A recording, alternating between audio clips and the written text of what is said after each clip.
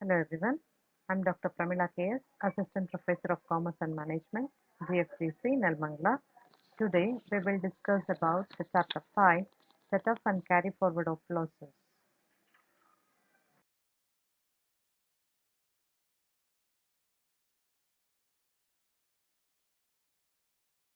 Meaning of set off and carry forward of losses. These are actually two words, set off of losses and carry forward of losses. Set off of losses in the sense if there is any loss in under the any heads of income, then that loss is set off against the income of the same year. Okay, maybe under the same head or maybe under the head of other, like maybe if there is a loss in house property, that can be set off against loss in, I mean, income from business. Okay, that is, but it should be in the same year. Okay, so that is called set off. Set off ಮತ್ತೆ carry forward ಅನ್ನೋದು ಎರಡು different words. Set of losses ಅಂತ ಹೇಳಿದ್ರೆ ಯಾವುದಾದ್ರೂ ಒಂದು heads of income ಅಲ್ಲಿ loss ಆಯಿತು ಅಂತಂದ್ರೆ ಆ ಲಾಸ್ ಅನ್ನ ಅದೇ ಹೆಡ್ಸ್ ಆಫ್ ಇನ್ಕಮ್ ಅಲ್ಲಿ ಬೇಕಾದ್ರೆ ಆಮ್, ಅದನ್ನ ಮೈನಸ್ ಮಾಡ್ಕೋಬಹುದು, ಅಥವಾ ಬೇರೆ ಹೆಡ್ಸ್ ಆಫ್ ಇನ್ಕಮ್ ಅಲ್ಲಿ ಅಂದ್ರೆ ಸೇಮ್ ಪ್ರೀವಿಯಸ್ ಇಯರ್ ಅಲ್ಲೇನೆ ಅದನ್ನ ಮೈನಸ್ ಮಾಡ್ಕೊಂಡ್ರೆ ಅದನ್ನ ಸೆಟ್ ಆಫ್ ಅಂತ ಹೇಳ್ತಾರೆ. ಫಾರ್ ಎಕ್ಸಾಂಪಲ್, ಇವಾಗ ಹೌಸ್ ಪ್ರಾಪರ್ಟಿ 1 ಇಂದ ಲಾಸ್ ಆಯ್ತು ಅಂದ್ಕೊಳ್ಳಿ, ಅದನ್ನ ಸೆಕೆಂಡ್ ಹೌಸ್ ಪ್ರಾಪರ್ಟಿನಲ್ಲಿ ಏನಾದ್ರು ಇನ್ಕಮ್ ಆಗಿದ್ರೆ ಅದ್ರಲ್ಲಿಂದ ಕಳ್ಕೊಬಹುದು. ಹಂಗಿಲ್ಲ ಅಂತಂದ್ರೆ ಹೌಸ್ ಪ್ರಾಪರ್ಟಿ ಒಂದೇ ಇದೆ, ಅದ್ರಲ್ಲಿ ಲಾಸ್ ಆಗಿದೆ ಅಂದ್ರೆ ಇನ್ಕಮ್ ಫ್ರಮ್ ಬಿಸ್ನೆಸ್ ಬಂತು, ಅದ್ರಲ್ಲಿ ಏನಾದ್ರು ಪ್ರಾಫಿಟ್ ಇತ್ತು ಅಂತಂದ್ರೆ ಅದ್ರಲ್ಲಿಂದ ಕಳ್ಕೊಳ್ಬಹುದು. ಓಕೆ, ಎಕ್ಸೆಪ್ಟ್ ಕ್ಯಾಶುಯಲ್ ಇನ್ಕಮ್ ಅದ್ರ ರೂಲ್ಸ್ ಎಲ್ಲ ಹೇಳ್ತೇನೆ ಕೆಲವೊಂದೆಲ್ಲ. ಬರೀ ಕ್ಯಾಶುಯಲ್ ಇನ್ಕಮ್ ಅಂತಲ್ಲ, ಕೆಲವೊಂದು ಎಲ್ಲದಕ್ಕೂ ರೂಲ್ಸ್ ಚೇಂಜ್ ಆಗ್ತಾ ಹೋಗುತ್ತೆ. ಸೊ ಸೆಟ್ ಆಫ್ ಅಂತ ಹೇಳಿದ್ರೆ ಆಗಿರುವಂತ ಲಾಸು ಬೇರೆ ಹೆಡ್ಸ್ ಆಫ್ ಇನ್ಕಮ್ ಇಂದ ಕಳ್ಕೊಳ್ಬೇಕು, ಅಥವಾ ಆದ್ರೆ ಆ ಹೆಡ್ಸ್ ಆಫ್ ಇನ್ಕಮ್ ಅಲ್ಲೇ ದುಡ್ಡಿದ್ರೆ ಅದರಲ್ಲೇ ಕಳ್ಕೊಳ್ಬಹುದು. But it should happen in the same previous year. ಕೆಲವೊಂದ್ಸತಿ ಏನಾಗುತ್ತೆ, ಲಾಸ್ ಹ್ಯೂಜ್ ಅಮೌಂಟ್ ಅಲ್ಲಿ ಇರುತ್ತೆ. ಫಾರ್ ಎಕ್ಸಾಂಪಲ್, ಇವಾಗ ಹೌಸ್ ಪ್ರಾಪರ್ಟಿನಲ್ಲಿ 1 ಲಕ್ಷ ಲಾಸ್ ಆಗಿದೆ ಹೌಸ್ ಪ್ರಾಪರ್ಟಿ 1 ಇಂದ, ಹೌಸ್ ಪ್ರಾಪರ್ಟಿ 2 ನಲ್ಲಿ ಬರೀ 50,000 ಮಾತ್ರ ಇದೆ ಅಂತ ತಿಳ್ಕೊಳ್ಳಿ. ಅವಾಗ ಇನ್ನ 50,000 ರೂಪಾಯಿ ಇರುತ್ತಲ್ವಾ ಎಕ್ಸ್ಟ್ರಾ ಲಾಸ್, ಅದನ್ನೇ ಕ್ಯಾರಿ ಫಾರ್ವರ್ಡ್ ಮಾಡ್ತಾರೆ. ಓಕೆ, ಯಾವ್ದಾದ್ರು ಲಾಸ್ ಅದೇ ವರ್ಷ ಸೆಟ್ ಆಫ್ ಮಾಡೋದಕ್ಕೆ ದುಡ್ಡಿಲ್ಲ ಅಂತಂದಾಗ ಅದನ್ನ ಮುಂದಿನ ವರ್ಷಕ್ಕೆ ಅದನ್ನ ಕ್ಯಾರಿ ಮಾಡಿದ್ರೆ ಅದನ್ನ ಕ್ಯಾರಿ ಫಾರ್ವರ್ಡ್ ಆಫ್ ಲಾಸಸ್ ಅಂತ ಹೇಳ್ತಾರೆ. Okay, so set off of losses means setting off against income of the same year. If it is not possible to set off the losses during the current previous year, such losses can be carried forward for being set off against income in succeeding previous year. ಇದಕ್ಕೆಲ್ಲದಕ್ಕೂ rules ಇದೆ. So ಒಂದೊಂದೇ, like house property ಆದ್ರೆ ಯಾವ ತರ rules change ಆಗುತ್ತೆ ಎಲ್ಲ ನೋಡ್ತಾ ಹೋಗೋಣ. Okay,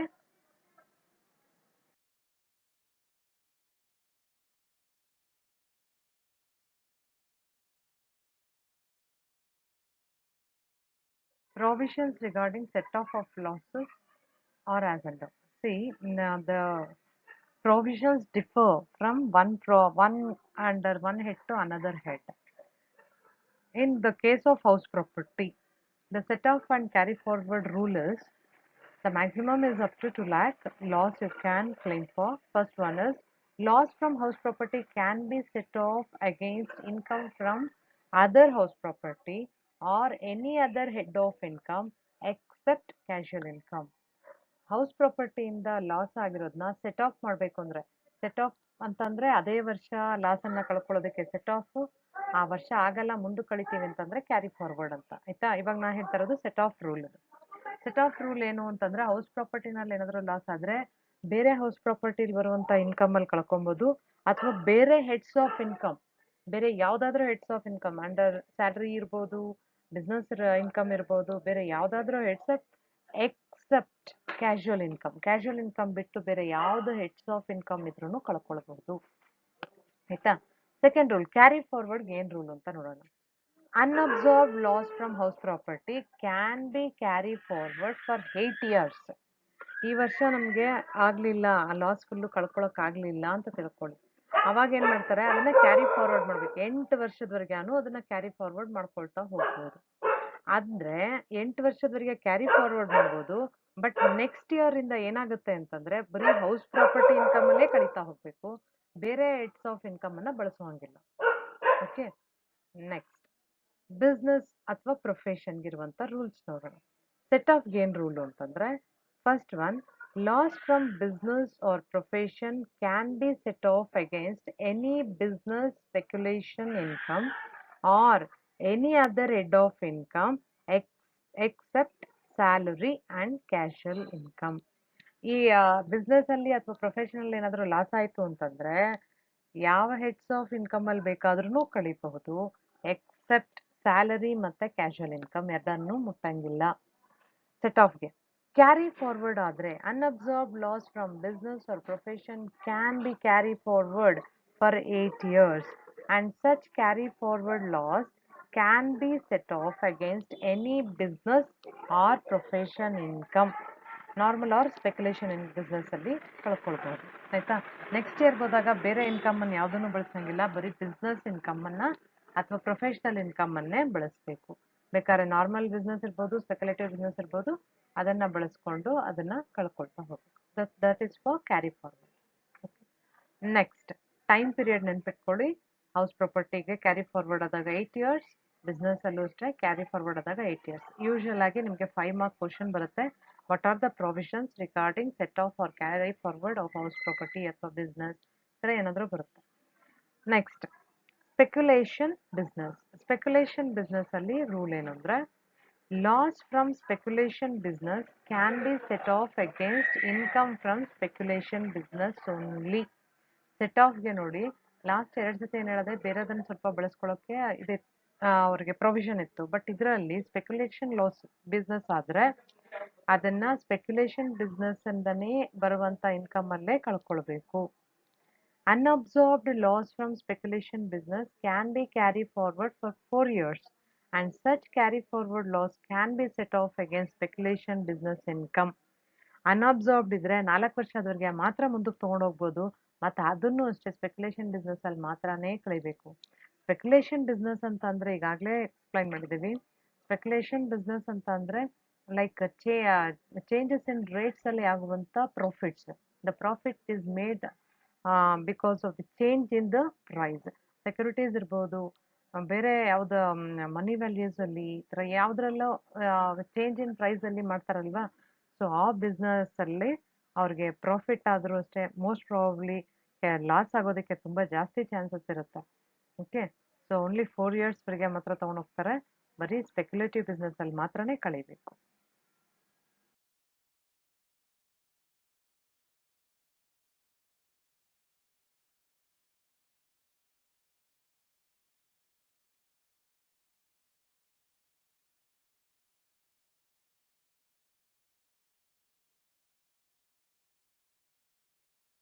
long term capital asset ಅಲ್ಲಿ ಲಾಸ್ ಆದಾಗ ಯಾವ ತರ ಅಂತ ನೋಡೋಣ. Loss from long-term capital asset can be set off against long-term capital gain only. Next, unabsorbed loss from long-term capital asset can be carried forward for 8 years, and such carry forward loss can be set off against long-term capital gain only. Long-term capital assets ಅಲ್ಲಿ loss ಆದ್ರೆ long term capital gain ಅಲ್ಲೇ ಕಳ್ಕೊಬೇಕು. Carry forward 8 years ವರೆಗೆ ಇದೆ, 8 years ವರೆಗೂ long term capital gain ಅಲ್ಲೇ ಕಳ್ಕೋಬೇಕು. Okay, next short term capital loss. Short term capital loss ಆದಾಗ that can be set off against long term capital gain or short term capital gain, ಎರಡನ್ನೂ ಬಳಸ್ಕೊಬಹುದು set off ಮಾಡಬೇಕಾದ್ರೆ. Unabsorbed short-term capital asset can be carried forward for 8 years and such forward loss can be set off against short-term capital gain or long-term capital gain only. ಅದು carry forward ಆದ್ರೂ same rule ಇರುತ್ತೆ. Like long term capital gain ಎಲ್ಲಾದರೂ ಕಳ್ಕೊಬೋದು, short term capital gain ಬೇಕಾದ್ರೂ ಕಳ್ಕೊಬೋದು. Next one, income from other sources. Loss under the head income from other sources can be set off against any income under any head, but only in the previous year. But such loss cannot be carried forward. Set off ಮಾತ್ರ ಮಾಡ್ಲಿಕ್ಕೆ ಸಾಧ್ಯ income from other sources ಅಲ್ಲಿ, carry forward ಇಲ್ಲ. Okay, ಅದೇ ವರ್ಷ ಬೇರೆ ಯಾವ heads of income ಅಲ್ಲಿ ಬೇಕಾದ್ರೂ ಕಳ್ಕೊಂಡ್ಬಿಡ್ಬೋದು. ಇನ್ಕಮ್ ಫ್ರಮ್ ಅದರ್ ಸೋರ್ಸಸ್ ಅಲ್ಲಿ ಏನಾದರೂ ಲಾಸ್ ಆಗಿದ್ರೆ. ಓಕೆ, ಬಟ್ ಅದರಲ್ಲಿ ಕೆಲವೊಂದು ರಿಸ್ಟ್ರಿಕ್ಷನ್ಸ್ ಇದೆ, ಮುಂದಕ್ಕೆ ಹೇಳ್ತೀನಿ ಆಯ್ತಾ. ಇನ್ಕಮ್ ಫ್ರಮ್ ಅದರ್ ಸೋರ್ಸ್ ಅಲ್ಲಿ ಆರ್ಟ್ಸ್ ರೇಸ್ ಎಲ್ಲಾನು ಕೆಲವೊಂದೆಲ್ಲ ಇದೆ. ಅದನ್ನ ಬಿಟ್ಟು ಕೆಲವೊಂದೆಲ್ಲ ಇನ್ಕಮ್ ಫ್ರಮ್ ಅದರ್ ಸೋರ್ಸ್ ಅಲ್ಲಿ ಆಯ್ತು ಅಂದ್ರೆ ಬೇರೆ ಇನ್ಕಮ್ ಅಲ್ಲಿ ಕಳ್ಕೊಬಹುದು, ಬಟ್ ಕ್ಯಾರಿ ಫಾರ್ವರ್ಡ್ಗೆ ಅವಕಾಶ ಇಲ್ಲ.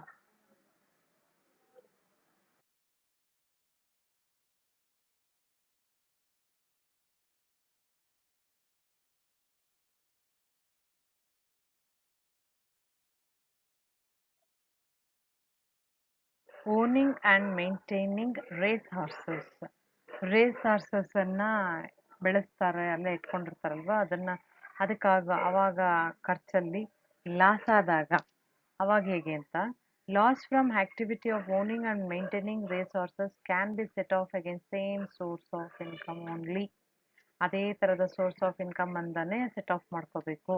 Unabsorbed loss from activity of owning and maintaining racehorse can be carried forward for 4 years, and such carry forward loss can be set off against the same source of income only. ನೋಡಿ, ಎರಡು ಮಾತ್ರ 4 years ಬರುತ್ತೆ, ನೆನ್ಪಿಟ್ಕೋಬೇಕು. ಒಂದು ಅವಾಗಲೇ ಹೇಳಿದೆ speculative business ಅಂತ ಹೇಳಿ, ಇನ್ನು ಒಂದು owning and maintaining race horse. ಎರಡಕ್ಕೆ ಮಾತ್ರ ಕ್ಯಾರಿ ಫಾರ್ವರ್ಡ್ ಅಲ್ಲಿ 4 years ಇರುತ್ತೆ, ಮಿಕ್ಕಿದಕ್ಕೆಲ್ಲ 8 years ಇರುತ್ತೆ.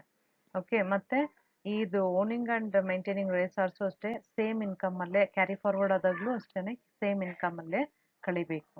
Accept house property and business income ಬಂದಾಗ ಬಿಟ್ಟರೆ ಇನ್ನೆಲ್ಲಾನು ಸೇಮ್ ಇದರಲ್ಲೇ ಕಳೀರಿ ಅಂತ ಹೇಳ್ತಾ ಇದ್ದಾರೆ ಅಲ್ವಾ. ಲಾಸ್ಟ್ ಒನ್ ನೋಡಿ, ಡಿಪ್ರಿಸಿಯೇಷನ್ ರೂಲ್ಸ್ ಎಲ್ಲ ಚೇಂಜ್ ಆಗುತ್ತೆ. The amount of unabsorbed depreciation shall be carry forward irrespective of fact that business or asset to which it relates exist or not. ಇವಾಗ ಫಾರ್ ಎಕ್ಸಾಂಪಲ್ ಯಾವುದಕ್ಕೂ ಡಿಪ್ರಿಸಿಯೇಷನ್ ಕೊಟ್ಟಿರ್ತಾರೆ, business ನಡೆಸಬೇಕಾದ್ರೆ ಯಾವುದೋ ಒಂದು ಮಿಷನರಿಗೆ depreciation ಕೊಟ್ಟಿರ್ತಾರೆ. ಆ depreciation ಆ ವರ್ಷ ಕಳಿಯೋದಕ್ಕೆ ನಮ್ಮ ಹತ್ರ ದುಡ್ಡಿರಲ್ಲ ಅಂತ ತಿಳ್ಕೊಳ್ಳಿ, ಸೆಟ್ ಆಫ್ ಮಾಡ್ಲಿಕ್ಕೆ ಆಗಿಲ್ಲ, ಕ್ಯಾರಿ ಫಾರ್ವರ್ಡ್ ಮಾಡಿದ್ರು. ಕ್ಯಾರಿ ಫಾರ್ವರ್ಡ್ ಮಾಡಬೇಕಾದ್ರೆ ನೆಕ್ಸ್ಟ್ ಇಯರ್ ಆ ಮಿಷಿನೇ ನಮ್ಮ ಹತ್ರ ಇಲ್ಲ ಅಂದ್ರೂ ನಾವು ಡಿಪ್ರಿಸಿಯೇಷನ್ ಕಳ್ಕೊಬೋದು. ಮಿಷಿನ್ ಏನು ಬಿಸ್ನೆಸ್ಸೇ ಇಲ್ಲ ಅಂತಂದ್ರೂ ಆ ಡಿಪ್ರಿಸಿಯೇಷನ್ನ ಕಳ್ಕೊಳ್ಬಹುದು. Next, it can be carry forward for indefinite number of years. ಇಷ್ಟೇ ವರ್ಷ ಅಂತ ಯಾವುದಕ್ಕೂ 4 ವರ್ಷನೂ ಇಲ್ಲ, 8 ವರ್ಷನೂ ಇಲ್ಲ, ಎಷ್ಟು ವರ್ಷ ಬೇಕಾದ್ರೂ ಆ ಡಿಪ್ರಿಸಿಯೇಷನ್ ಮುಂದಕ್ಕೆ ತೊಗೊಂಡು ಹೋಗ್ಬಿಟ್ಟು ಕ್ಯಾರಿ ಫಾರ್ವರ್ಡ್ ಮಾಡಿ ಕಳ್ಕೊಬಹುದು. Next, there is no requirement to submit return of loss in order to carry forward unabsorbed depreciation as per provision of section 139 subsection 3. ಬೇರೆ ಲಾಸಸ್ ಎಲ್ಲ ಕ್ಯಾರಿ ಫಾರ್ವರ್ಡ್ ಮಾಡೋದಕ್ಕೆ ನಾವಲ್ಲೊಂದು ಫಾರ್ಮ್ನ ಸಬ್ಮಿಟ್ ಮಾಡಬೇಕು according to the section 139 subsection 3 ಪ್ರಕಾರ. But ಡಿಪ್ರಿಸಿಯೇಷನ್ನ carry forward ಮಾಡೋದಕ್ಕೆ ನಾವು ಯಾವುದೇ ರೀತಿಯ ಫಾರ್ಮ್ಸ್ ಎಲ್ಲ ಕೊಡುವಂಥ ಅವಶ್ಯಕತೆ ಇರೋದಿಲ್ಲ. Next, note, while setting off brought forward losses shall be given priority over unabsorbed depreciation. Thus, current year depreciation will be deducted from business income, then brought forward business losses, and finally unabsorbed depreciation will be set off against business income. Unabsorbed depreciation can be set off against any other heads of income except salary. In case business income is not sufficient enough of set off of the same. Next, in case of income from salary, losses does not arise, therefore no question of set off or carry forward arises. So depreciation ಅಲ್ಲಿ ಇನ್ನೊಂದು important ಆಗಿ ಅಲ್ಲಿ ನೋಡ್ಬೋದಾಗಿತ್ತು, ಡಿಪ್ರಿಸಿಯೇಷನ್ನ business loss ಅನ್ನು ಕಳೆಯೋಕ್ಕೆ ಮುಂಚೆ ಆ ವರ್ಷದ ಡಿಪ್ರಿಸಿಯೇಷನ್ನ ಕಳ್ಕೊಂಡು ಆಮೇಲೆ ಬಿಸ್ನೆಸ್ ಲಾಸ್ ಏನಾದರೂ ಇದ್ರೆ ಕಳ್ಕೊಬೋದು, ಅದಾದ್ಮೇಲೆ ಅನ್ಅಬ್ಸಾರ್ಬ್ಡ್ ಡಿಪ್ರಿಸಿಯೇಷನ್ನ ಕಳಿಬೇಕು ಅಂತ ಹೇಳ್ತಾ ಇದ್ದಾರೆ. ನೆಕ್ಸ್ಟ್, ಡಿಪ್ರಿಸಿಯೇಷನ್ನ ಯಾವ ಹೆಡ್ಸ್ ಆಫ್ ಇನ್ಕಮ್ ಅಲ್ಲಿ ಬೇಕಾದರೂ ಕಳಿಬೋದು ಎಕ್ಸೆಪ್ಟ್ ಸ್ಯಾಲರಿ. ಸ್ಯಾಲರಿ ಬಿಟ್ಟು ಸೆಟ್ ಆಫ್ ಮಾಡಬೇಕಾದ್ರೆ not for unabsorbed depreciation carry forward ಮಾಡಿದಾಗಲೂ ಅಷ್ಟೇ unabsorbed depreciation can be set off under any other heads of income except salary. Salary ಬಿಟ್ಟು ಬೇರೆ ಯಾವ ಇದರನ್ನ ಬೇಕಾದ್ರೂ ಹೆಡ್ಸ್ ಆಫ್ ಇನ್ಕಮ್ ಅಲ್ಲೂ ಕಳ್ಕೊಬಹುದು. ನೆಕ್ಸ್ಟ್ ಲಾಸ್ಟ್ ಒನ್ ಅಲ್ಲಿ ಸ್ಯಾಲ್ರಿನಲ್ಲಿ ಮಾತ್ರ ಲಾಸ್ ಅರೈಸ್ ಆಗಲ್ಲ ಅಂತ ಹೇಳ್ತಾ ಇದ್ದಾರೆ. ಅದೆಲ್ರಿಗೂ ಗೊತ್ತಿರುವಂಥದ್ದೇ, ಸ್ಯಾಲ್ರಿನಲ್ಲಿ ಲಾಸ್ ಬರೋದಿಲ್ಲ. ಸೊ ಹಂಗಾಗಿ ಅದಕ್ಕೆ ಸೆಟ್ ಆಫು ಇಲ್ಲ, ಕ್ಯಾರಿ ಫಾರ್ವರ್ಡ್ಸು ಇಲ್ಲ.